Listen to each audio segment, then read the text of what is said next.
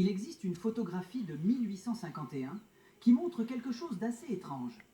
On y voit un bâtiment entièrement fait de verre et de fer posé au milieu de Hyde Park, à Londres.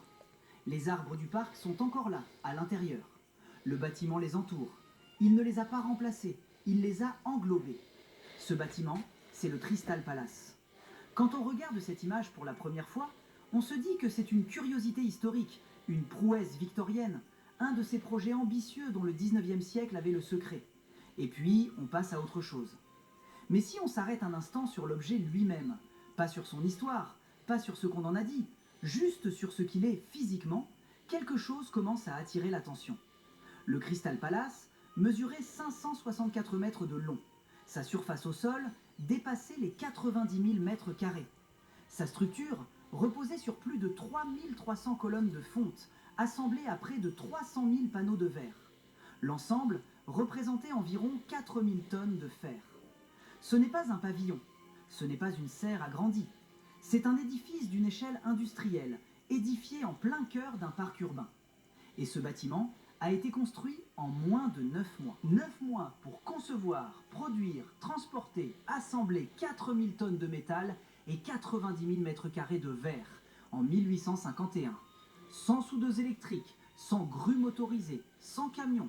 Les rails de chemin de fer existaient à peine depuis 15 ans à grande échelle. On peut admirer le génie de l'époque, on peut saluer l'ingéniosité britannique. Mais il y a une question plus simple, plus directe, qu'on pose rarement. Comment concrètement cela a-t-il été possible? Reprenons les chiffres calmement. 4000 tonnes de fer, c'est le poids de la structure métallique du Crystal Palace. Pour donner un ordre de grandeur, c'est l'équivalent de 4000 voitures modernes. Sauf qu'en 1851, il ne s'agit pas de voitures, il s'agit de colonnes, de poutres, de châssis, d'éléments préfabriqués qui doivent être fondus, moulés, refroidis, contrôlés, transportés, puis assemblés avec une précision suffisante pour que l'ensemble tienne debout. Et tout cela en 9 mois. Faisons un calcul simple. 9 mois, c'est environ 270 jours. Si l'on divise 4000 tonnes par 270 jours, on obtient un peu moins de 15 tonnes de fer à produire, acheminer et monter chaque jour. Sans interruption, sans retard, sans erreur majeure. 15 tonnes de fer par jour. À cette époque, le transport de marchandises lourdes repose essentiellement sur les chevaux et les canaux. Le chemin de fer existe, mais son réseau est encore fragmentaire. Les routes sont souvent en terre battue. Il n'y a pas de camions, pas de grues à moteur, pas de chariots élévateurs. Chaque tonne doit être déplacée par la force animale ou humaine. Et ce n'est que le fer. Il faut ajouter les quelques 300 000 panneaux de verre. Le verre en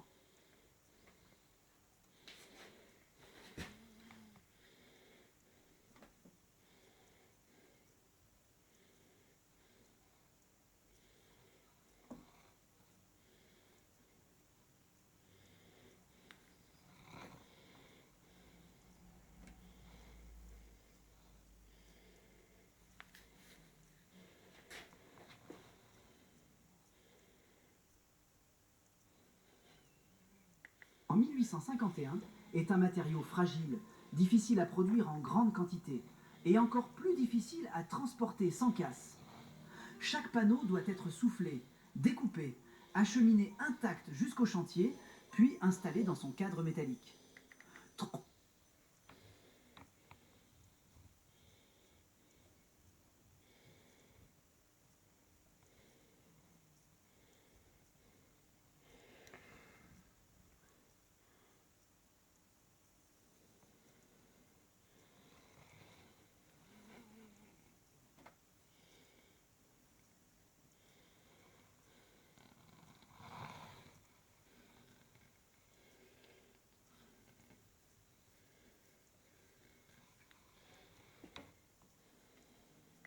300 000 panneaux en 9 mois. Cela représente plus de 1000 panneaux par jour. On parle de 5000 ouvriers mobilisés sur le chantier. C'est un chiffre impressionnant. Mais si l'on divise le travail, cela signifie que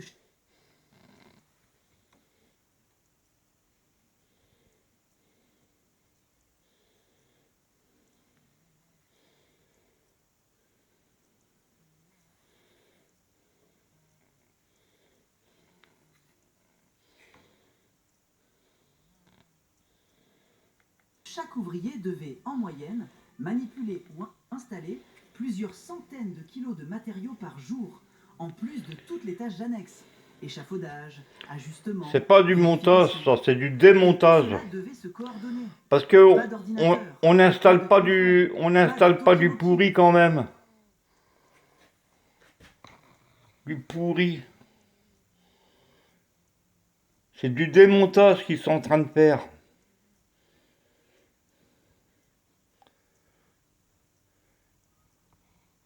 C'est du démontage, on voit bien que ça a vécu, non? On voit bien que ça a vécu. Et il faut peindre tout ça. Quand c'est construit, il faut le peindre. La tour Eiffel, il la peigne sans arrêt. Je sais pas si c'est tous les ans. Et ils vous font croire qu'ils sont en train de construire, mais ils sont en train de démonter. Il a les dents tout dégueulasses, le mec. C'est pas ses mains, c'est des gants. Quand tu installes du neuf, t'as des gants. T'as des gants neufs, quoi. Ils sont tout cradocs.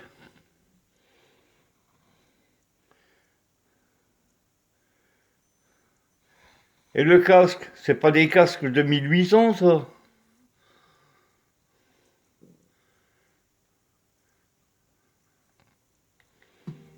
La communication entre les équipes passait par C'est des du messageries, démontage qu'ils des sont en train de signaux, faire. des ordres criés. La logistique reposait sur des registres manuscrits, des plans dessinés à la main, des estimations faites à l'œil. On peut imaginer que tout s'est parfaitement déroulé, que chaque pièce est arrivée à temps, que chaque ouvrier savait exactement quoi faire, que les intempéries n'ont posé aucun problème, que les fournisseurs ont tous tenu leur délai. On peut l'imaginer, mais quand on regarde d'autres chantiers de la même époque, des projets bien plus modestes, on constate Et ça, c'est du neuf. C'est du neuf, ça. C'est peint. C'est propre. Quoique là, il y a un petit peu de caca. Mais c'est propre. Ça va être repeint après. les erreurs, les ajustements étaient la norme. Construire un pont de quelques dizaines de mètres pouvait prendre des années. Ériger une gare demandait une décennie. Et là, en 9 mois, un palais de verre de 90 000 mètres carrés surgit au milieu de Londres. Peut-être que le Crystal Palace était simplement un projet exceptionnel, porté par des hommes exceptionnels. Mais il y a un détail troublant. Ce n'est pas le seul bâtiment de ce type à avoir surgi dans ces années-là. Il y en a eu d'autres, beaucoup d'autres. Le Crystal Palace de 1851, c'était Londres. 4 ans plus tard, c'est Paris. L'exposition universelle de 1000... Oui, c'est pourri. La rouille. Ah, c'est la peinture qui se barre. On voit bien que ça a été vécu. On voit bien que ça a été vécu. 1855 se tient dans un bâtiment appelé le Palais de l'Industrie. 250 mètres de long, 108 mètres de large, une voûte de fer et de verre qui culmine à 35 mètres de hauteur. La surface couverte dépasse les 50 000 mètres carrés. Bien.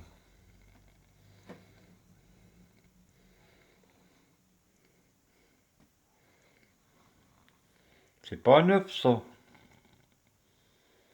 Ça existait avant qu'on arrive. Ça aurait été des conneries, hein, les mecs. Hein. Le bâtiment est prêt pour l'ouverture dans les délais. 12 ans plus tard, en 1867, Paris récidive. Cette fois, le bâtiment principal... Il vient de... je sais pas si c'est du... Si c'est neuf, il y a déjà plein de merde sur le verre. Il y a plein de merde. Pas neuf, ça. Donc, c'était déjà construit quand on est arrivé. Ça va, ça. On dirait de l'urbex. Faut arrêter les conneries, là. Hein. L'exposition est une structure ovale de près de 500 mètres de long sur 400 mètres de large. Une ellipse colossale, entièrement couverte, avec des galeries concentriques en fer et en verre. La superficie totale atteint 150 000 mètres carrés. Le chantier, là encore, se compte en mois. On pourrait se dire que la France avait développé une expertise particulière, que les ingénieurs parisiens avaient trouvé une méthode. Mais le phénomène ne se limite pas à Paris. Vienne, 1873. L'exposition universelle autrichienne inaugure une rotonde de 108 mètres de diamètre, la plus grande coupole du monde à cette date. La structure repose sur 32 piliers de fer, supporte une verrière monumentale et peut accueillir des dizaines de milliers de visiteurs simultanément. Construction, moins de 2 ans. Philadelphie, 1876. Pour célébrer le centenaire de l'indépendance américaine, les États-Unis construisent un ensemble de pavillons couvrant plus de 115 hectares.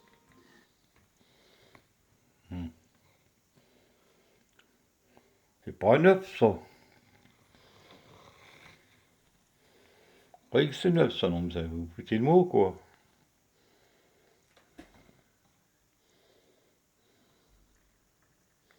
Le bâtiment principal, le Main Building, mesure 540 mètres de long sur 140 mètres de large.